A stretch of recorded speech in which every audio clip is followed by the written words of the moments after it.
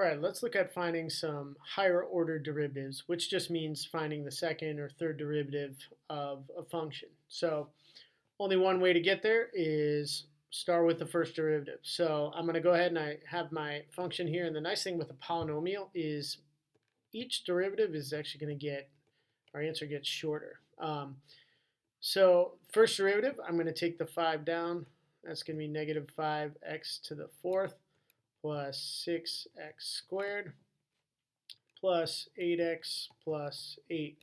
Okay, remember 8x, the derivative of that is just 8, and a constant becomes 0, so we don't have to rewrite it.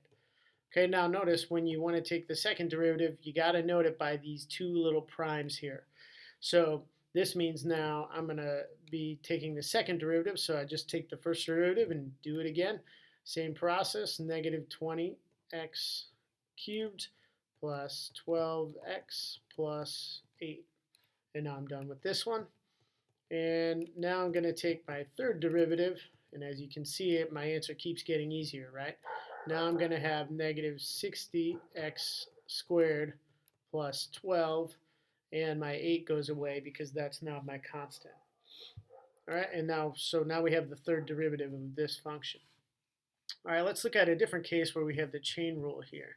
We're actually going to move this other one down so we got plenty of room. This one we're only going to take two derivatives because it gets a little bit too tricky if we go farther than that. So if we take the first derivative here, we're going to use the chain rule, and we're going to bring negative 2 times 3 is going to give me negative 6, and then we remember we take this 3, we come down to 2, and then the derivative of the inside part is just 3. So let's rewrite this one time before we take the second derivative, and that's going to be negative 18, 3x plus 2 quantity squared. Okay, so let's do one more level. We're going to take the second derivative now, and I just put this in a different color to help us keep track.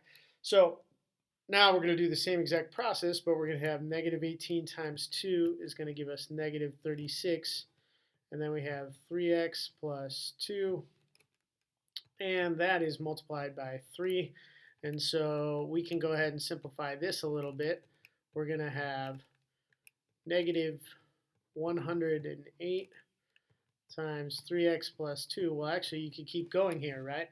If we really want to get this simplified, we can go ahead and multiply negative 108 times 3. So negative 108 times 3 will leave me with negative 324x. And then 2 times negative 108 will leave me with negative 216. So now I have my second derivative and can't do anything more with that. That's our final answer on this one.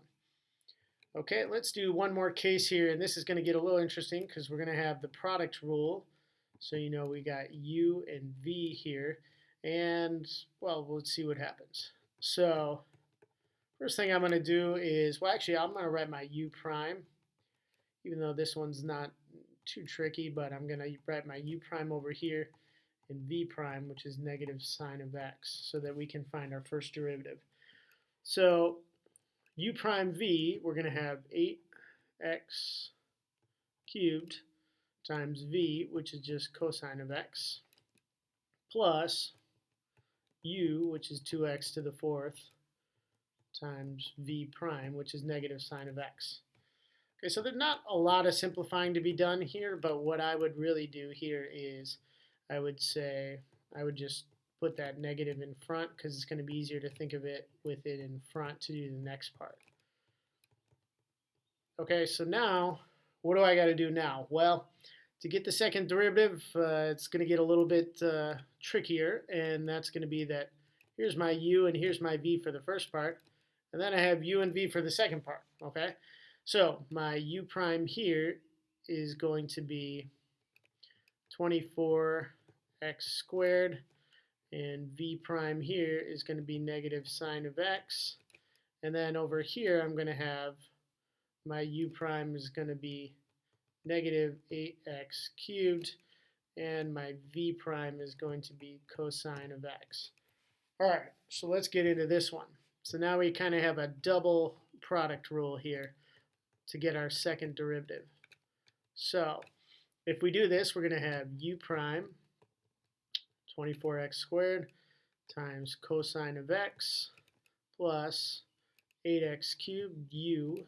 Oops, said the letter u, so I wrote a u. So let's fix that. Plus 8x cubed times negative sine of x.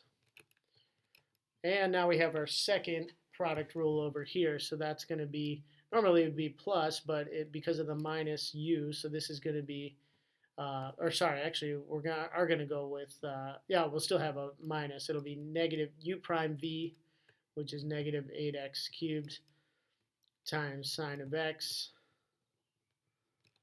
plus uv prime. But again, we got a negative, so let's go ahead and change this to negative.